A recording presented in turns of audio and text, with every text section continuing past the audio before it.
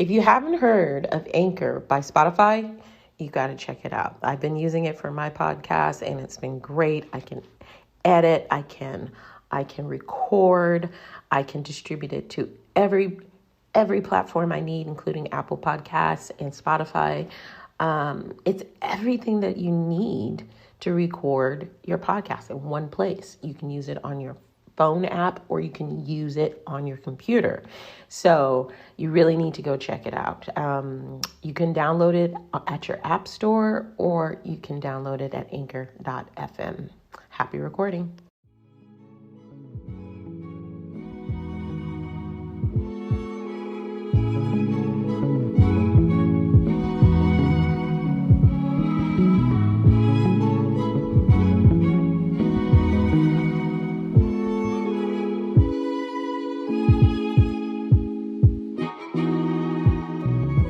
Hello and welcome to EQaboveIQ-Parenting with Emotional Intelligence and Healing the Inner Child.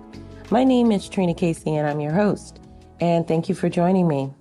Today I'm going to talk about a few things, but the first thing I want to talk about, and I got to tell you, it was rough last week. I have been dealing with one of the most heartless and unintelligent systems. The banking system basically had my account shut down for no reason, no cause. And, I'm a small outfit. I'm trying to grow and invest in positive things in the world. So, it was kind of shocking when Wise, also known as TransferWise, shut my account down for no reason after 3 years of being a loyal customer. Now, this is not going to be an episode of just putting one particular company down. What it is an episode of talking about how unintelligent, how emotionally unintelligent the current status quo of the world is. We know that money is what makes the world go round, unfortunately, and the banking system is illusionary on many levels. It's a system of capitalism based on colonialism, based on patriarchal systems, based on insanity, in my opinion. Most of the money nowadays is digital. It's all made up, but it's made up in a way that controls the lives of us who are stuck in the hegemony. And those of us who have started our grand awakening know it's all BS. So when they locked me out of my account, they also locked me out of my ability to take care of my child. Of course, I was panicked and I called, no answers. And to this day, no answer. They eventually transferred my money back because I originally appealed. Don't ever appeal with this company. Just ask for your money back because they won't do the appeal in a timely manner. Matter of fact, they said it could take up to 20 days. 20 days of you being locked away from your money, the things that you earned. So after some investigation and research, I saw this was a common practice. And not a good I won't give this company a recommendation on EQ, integrity, or anything else. So I don't know what their reason was until they give me one. They're garbage. So FYI. And also, this brings me into another subject. I have mentioned on this podcast before things that have been going on in my life, divorce, single mom, bunch of stuff, right?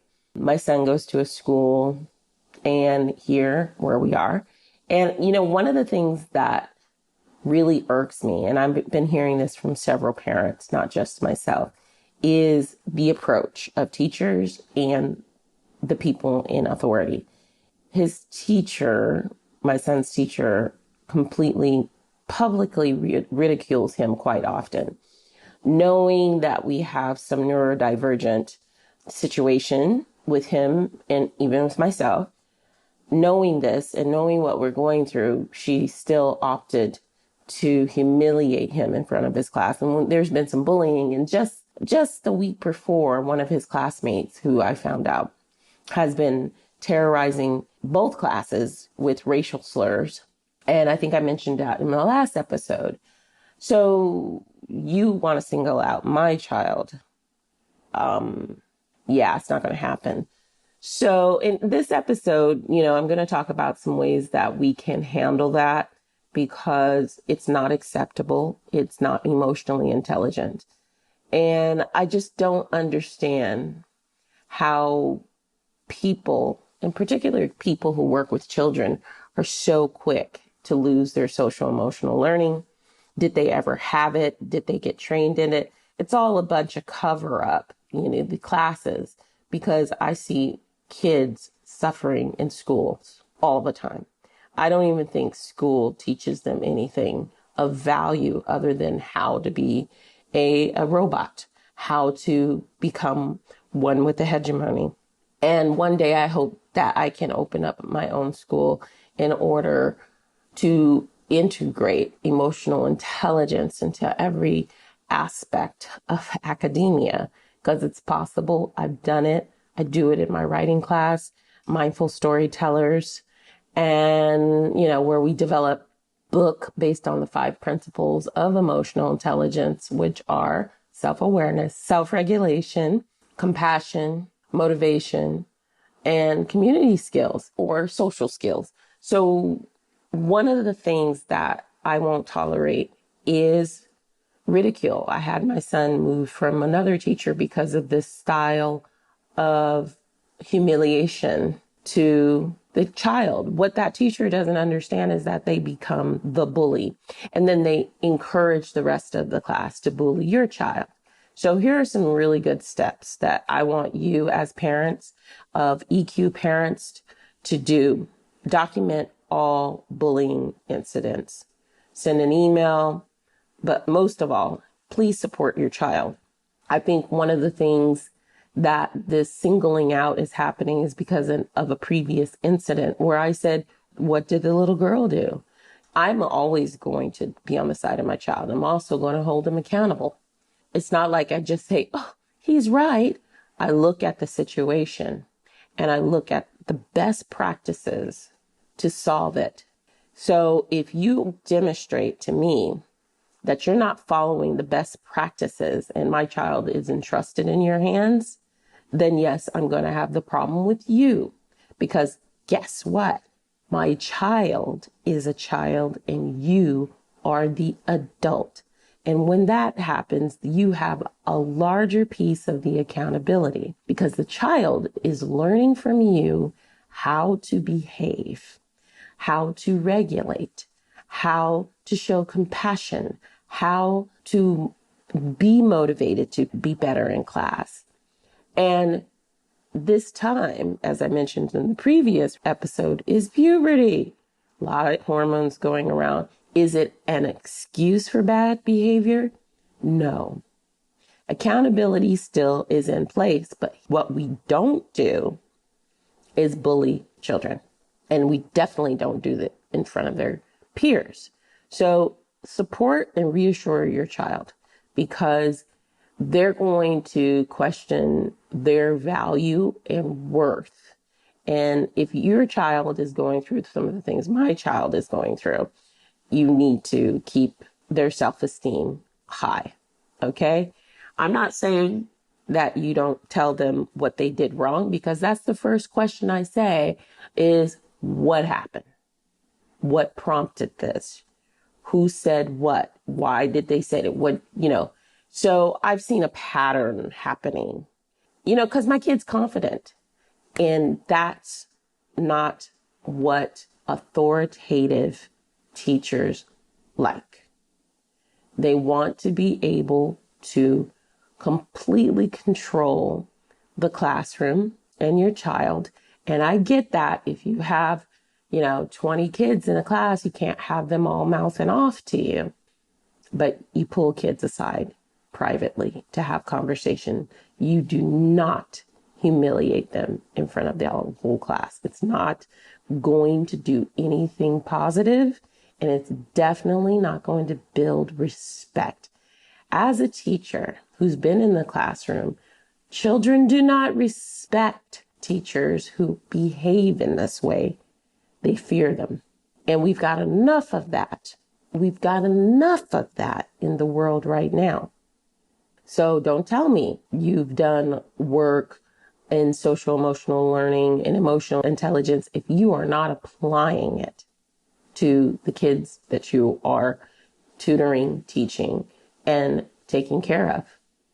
So talk to your child first, get all the deets on what happened, and then follow the chain of command.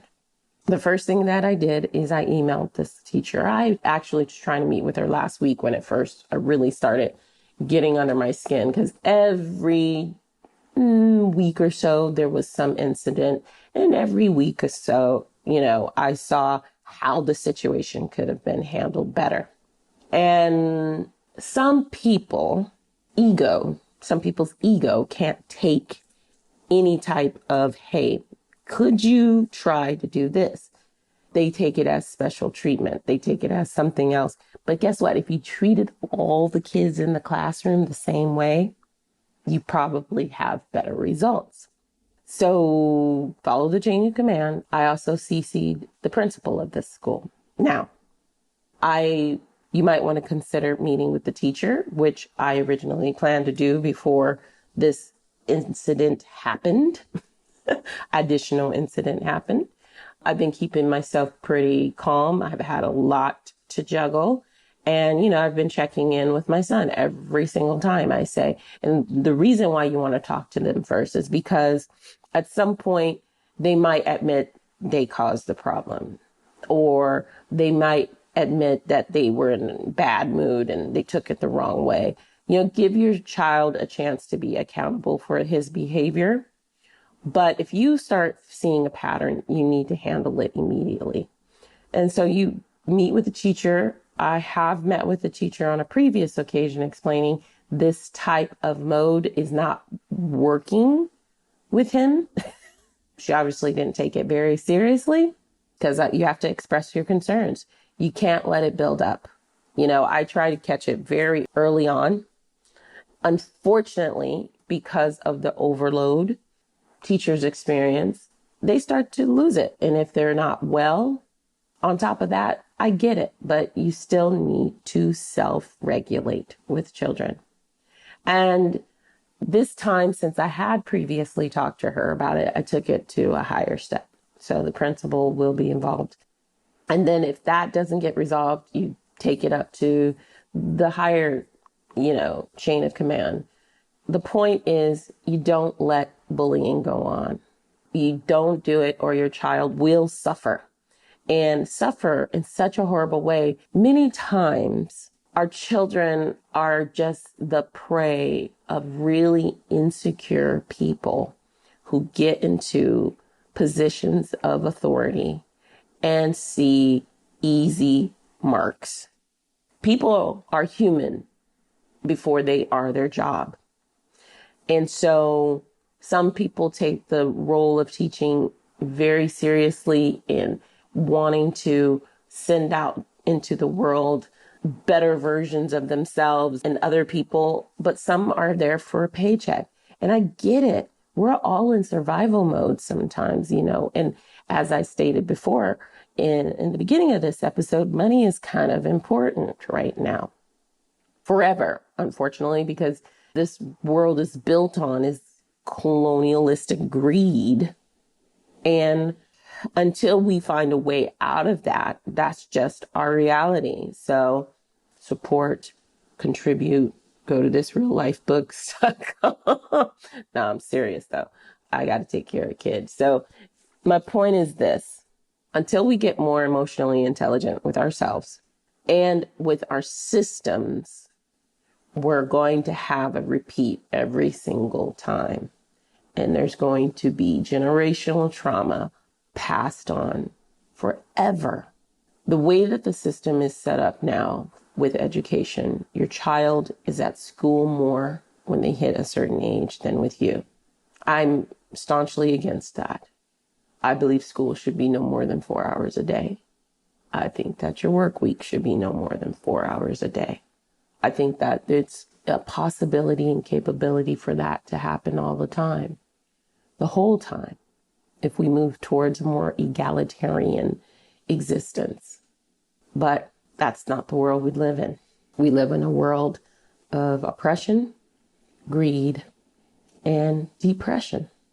It's hard out there right now for people. And I want to be here to support you. And that's why if you are interested in my coaching services, please go to thisreallifebooks.com and click that coaching tab. I am on LinkedIn too at This Real Life Books. You can read the reviews of the folks I have coached and are coaching. You know, I take this very seriously. We have 4,000 weeks to live. That's it. That's our average life expectancy. If you make it longer, you're doing really good and you're healthy and you took care of yourself and you didn't drink, you didn't smoke, you didn't do all those destructive things. I just read a very interesting article too that Gen Zs are not doing the after work drinks anymore. And I applaud it. I was in there considered party poopers. And I said, well, I guess I've always been a party pooper because, you know, there was this one point in my life where I woke up and I recognized my whole social life is wrapped around alcohol. Why? Because that's what we see constantly. If you watch any television show or any movie, you will see alcohol present in a dominant way. Oh God, I need a drink. Oh God. And now there is scientific proof that even an occasional drink takes years off of your life. So people are all rethinking. And also I read a really good article about how Japan's Gen Z not only are not getting married or having children anymore, which is kind of sad, but understandable, but they're not drinking alcohol. And to the point where the Japanese government is trying to give them incentives to buy alcohol. I think that's crazy. It's crazy. Let's get our kids drunk, you know? Well, you can't be too healthy and live too long, can you? That's a burden on the system. Anyways, I'm a little bit irritated today. Can you hear it in my voice? I'm telling you, it's been a stressful week. But anyways, you know, this is just a very short episode. I've been thinking about all week what I was going to talk about, and a few things popped up, and politics and this and that. But then this hit home because as an emotional intelligence educator and coach, I just can't tolerate how poorly my child has been treated during his short life by teachers. And I wish I could homeschool him. And part of the reason why I don't homeschool him is because he's such a social being. He's such a light. He's such a jolly, happy-go-lucky kid. He deserves to be out in the world. But man, every other month I'm debating, you know, homeschooling him and letting him have extracurricular activities. But I also have to work a lot of hours, and I feel I don't want to neglect him. You know, I don't want him to feel neglected because unfortunately I'm a serf in the system right now. Not of my doing, but I'm doing it on my own, like so many moms now. And I didn't choose it. My goals for life were never to have children unless I was going to have a reliable, steady partner. And I got convinced that's what I had. And the truth, unfortunately, set me free in the most negative way possible. And so, you know, what can you do? You keep going. You keep journaling how things will be better. You need to vibrate at a frequency of hope to get you through the day. You forgive yourself. You love yourself. And that's my recommendation to you today. Wrap your arms around yourself. Give yourself a tight squeeze and a hug, or go out and hug a tree, whatever you got. Just remember you are one with the universe and you are connected. And what we do to others, we do unto ourselves. And so I hope all of this is resonating with you. Reach out if you have parenting questions. I have a link on my coaching link just to ask parenting questions. This has been a really big one for me lately because we don't know what to tell our kids anymore about the future. And it's hard. Do they go to college? Well, it's all for profit. We're fighting to get these predatory loans that everybody took out to go to get an education. And then we discover most of the education that we got, it's not very truthful. You know, I just had a LinkedIn debate with a gentleman about something I posted. And I said, do you really think that anything created by the colonialistic structure that we have is trustworthy? And he had to say, no, you're right. And that's because that's the world we've lived into. So I do appreciate you. Thank you for listening. And please, please, please reach out. And please, please, please have a blessed day.